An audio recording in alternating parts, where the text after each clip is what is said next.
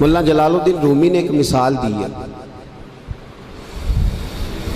حضرت مولا روم رحمۃ اللہ تعالی علیہ فرماتے ہیں کہ ایک بچہ امیر باپ کا بیٹا تھا تو خراب ہو گیا. وہ غرض لڑکوں کے ساتھ پھرنے لگا، باپ کی دولت ساری ضائع کرنے لگا. والد اس کو سمجھاتا لیکن اس کی سمجھ میں بات نہ آتی. ایک دن گھر کے اندر کنواں تھا. جو امیر لوگ ہوتے تھے وہ گھروں کے اندر کنواں کھدوا لیتے تھے. چونکہ امیر تھا تو گھر کے اندر کنواں تھا، اس کے قریب اس نے اپنی چارپائی الٹی کر کے بچھا لی. بیٹا شام کو گھر آیا تو کہنے لگا بیٹے کنگال ہو گیا، دیوالیہ نکل گیا، کوئی حال ہی نہیں.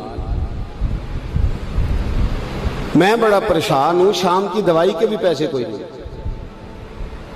جا کہیں سے 2 آنے لا، میں نے دوائی لینی ہے. اس نے کہا ابا جی مسئلہ ہی کوئی نہیں. دوست کے دروازے پہ دستک دی. دوست باہر آیا، کٹھے کھاتے رہتے ٹکے بٹیرے. باہر آیا، ہاں جی. اس نے کہا 2 آنے چاہیے. کوئی مسئلہ نہیں، سجن ہے تو اپنا. 2 آنے دے دیے، لا کے ابا جی کو دیے. ابا جی نے دوائی کے لیے لیے تھے، جب ہاتھ پہ آئے تو کنویں میں پھینک دیے، کنویں میں ڈال دیے. چپ کر کے چلا گیا. سویرے پھر ابا جی نے کہا بیٹے 2 آنے چاہیے، شام کو دوائی لینی ہے. کوئی مسئلہ ہی نہیں، بڑے سجن ہیں. دروازے پہ دستک دی، دوست باہر آیا، 2 آنے چاہیے، لے لو. ابا جی کو دیے، کنویں میں پھینک دیے. تیسرا دن، چوتھا دن، سجنوں کو پتا چل گیا کہ بھوکا ہو گیا ہے. خبر پہنچ گئی، آج 2 آنے لین آئے. نے کہا کل میرے کو بھی کھڑے سو. اب شہرت ہو گئی کہ اب اس کے پاس شے بھوکا ہے. اب دروازے بند ہونے لگے، کھڑکیاں بند. انہوں آدھے میں کار کو نہیں. اب حال جو تھا وہ خراب ہونے لگا. کوئی نہیں پوچھنے والا، پریشان ہو گیا. ابا جی نے تو 2 آنے مانگ لینے ہیں شام کو. ملا رومی رحمۃ اللہ تعالیٰ علیہ فرماتے ہیں شام ہوئی، صبح دن چڑھا تو اٹھا. ابے نے کہا 2 آنے. اپنے شہر میں مزدوری بھی نہیں کر سکتا تھا، سارے جانتے تھے کہ چودھری صاحب کا بیٹا ہے، سیٹھ صاحب کا بیٹا ہے. دوسرے شہر چلا گیا. میری باتوں کی سمجھ آ رہی ہے آپ کو؟ دوسرے شہر گیا، مستریوں کے ساتھ مزدوری کرنے لگ گیا. شام ہوئی تو چھالے پڑ گیا، تو پیروں تک پسینہ نکل گیا. سخت آزمائش کا شکار ہو گیا. 2 آنے کما کے لایا اور وہ آنے ہاتھ پہ رکھے تو اپنا ہاتھ بھی چھوڑتا نہیں ان پیسوں کو. ابا جی کو دیے نا جب، تو ابا جی نے پھینکے کنویں میں. تو بیٹے نے ماری چیخ. میں کہا ابا جی دماغ کم کردہ جے، بوڑھے ہونے کے ساتھ ساتھ سٹھیا تو نہیں گئے آپ؟ انہوں نے کہا کیا ہوا بیٹے؟ کہا 7 دن ہو گئے ہیں، 2 آنے دیتا ہوں، آپ کنویں میں پھینک دیتے ہیں. انہوں نے کہا پتر میں کو پہلے دن سٹے نے، تو آج کچھ چیخ ہے؟ پرسوں بھی پھینکے، ترسوں بھی پھینکے. توجہ ہے مسلمانوں میری بات پر؟ اس نے کہا 7واں دن ہے تو میں نے پرسوں بھی پھینکے تھے، ترسوں بھی پھینکے تھے، اس سے پہلے بھی پھینکے تھے، تو چیخا نہیں.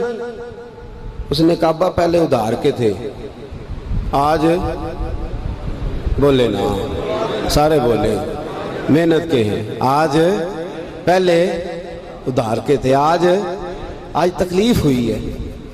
تڑپ گئے ملا رومی.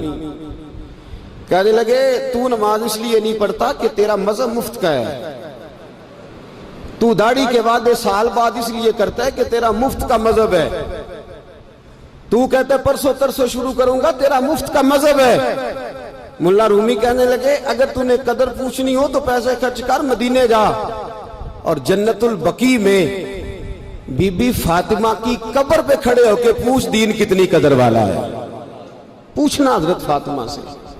اور پھر سیدہ فاطمہ تجھے بتائیں گی کہ میں 5 سال کی تھی جب سے مصطفیٰ کے وجود سے اوجڑیاں اتار رہی ہیں، اور اس دن سے لے کر اپنے حسن حسین تک میں نے کوئی شے نہیں بچائی.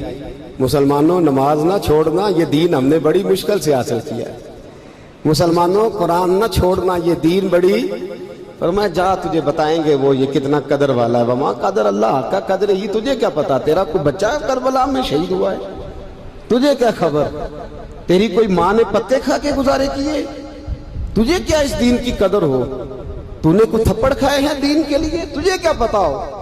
تو مفت میں کہتا پرسوں رکھ لوں گا، ترسوں رکھ لوں گا، میں شروع کرتا ہوں، میں دیکھتا ہوں، میں آتا ہوں، میں بس فلاں کر. کیسے؟ تجھے کیا خبر ہو؟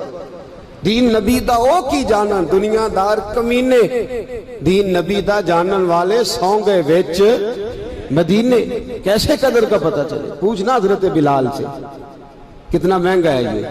حضرت عمار بن یاسر کی قبر پہ کھڑے ہو ملک شام میں جا کے، وہ تجھے بتائیں گے دین بڑا مہنگا ہے، بڑی مشکل سے لیا ہے، بڑی مار کھائی ہے. میری ماں سمیہ کے پیشاب والی جگہ نیزہ مار کے ابو جہل نے قتل کر دیا تھا. کہ پوچھ تجھے پتا چلے یہ کتنا مہنگا ہے. تجھے کیا خبر ہو اس کی قدر کیا ہے؟ اور پھر بھی تجھے سمجھ نہ آئے، پھر بھی تجھے خیال نہ آئے. تو مولا رومی کہتے ہیں کبھی سیدہ ختیجۃ الکبریٰ سے پوچھنا، نبی پاک تجھے اپنا درد نہیں بتائیں گے، ختیجۃ الکبریٰ بتائیں گے کہ ساری رات رسول رحمت جا کے کہتے تھے یا اللہ میری جھولی پھیل گئی ہے، میری قوم کو ہدایت کا نور دے دے. رات روتے گزر جاتی تھی، دن پتھر کھاتے گزر جاتا تھا. مفت کا دین آیا، کر لیتے ہیں، سوچ لیتے ہیں، سمجھ لیتے ہیں. دماغ انگریزی، ذہن انگریزی، لباس انگریزی، چہرہ انگریزی، اٹھنا بیٹھنا انگریزی، طرز حیات انگریزی. یہ مسلمان ہیں جنہیں دیکھ کے شرمائے یہود. سویرے موٹر سائیکل پہ بٹھا کے جاتے ہیں سکول چھوڑنے بیٹے کو، اور ادھار پیسے لے کے فیس جمع کراتے ہیں. لیکن قاری صاحب کے پاس بچے کا مخارج ٹھیک ہوئے ہیں کہ نہیں اس کی کوئی فکر نہیں کسی کو. قرآن شریف ہے، قاری صاحب پڑھانے آئے ہیں سائیکل پہ، بیچارے 1000 روپیہ لینا ہے انہوں نے، وہ باہر کھڑے ہیں دروازے پہ، اور نواب صاحب کے بچے اندر بیٹھے. وہ کہتے ہیں اوہ قاری صاحب تو دسنا یاد نہیں رہا، بچے دے پرسوں دے نان کے ٹر گئے نالے تسی تے قاری ہو، ایڈے کو قاری ہو، چھوٹے جے مسجد دے مولوی ملوانے، پھر آجے پھر کیڑی گل ہے. ہاں وہ ایم ایس سی والا ٹیچر ہوتا تو اس کو پہلے کال جاتی یا آج آپ نے نہیں آنا. آپ کما قدر اللہ حق کا قدر ہی. مسئلے پوچھتے ہیں لوگ، مسئلے کہتے ہیں جناب دعائے قنوت نہ آئے تو وطروں میں کیا پڑھنا ہے؟ میں نے کہا جنازہ پڑھ لو اس قوم کا جس کو 48 سال کی عمر میں بھی دعائے قنوت یاد نہیں ہوئی. ابھی بھی منت کے ساتھ تمہیں کہا جائے کہ دعائے قنوت یاد کر لو. ابھی بھی جس کے گھر میں کار آتی ہے وہ چلانی سیکھ دیتا ہے یا پڑوسی کو دے دیتا ہے؟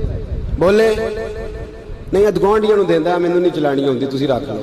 عجیب تماشا ہے. نماز کی باری آتی ہے تو کہتا ہے کوئی نہیں قاری صاحب جو پڑھیں گے میں پیچھے پیچھے ٹھیک ہوں، مجھے کوئی ضرورت ہی نہیں یاد کرنے کی.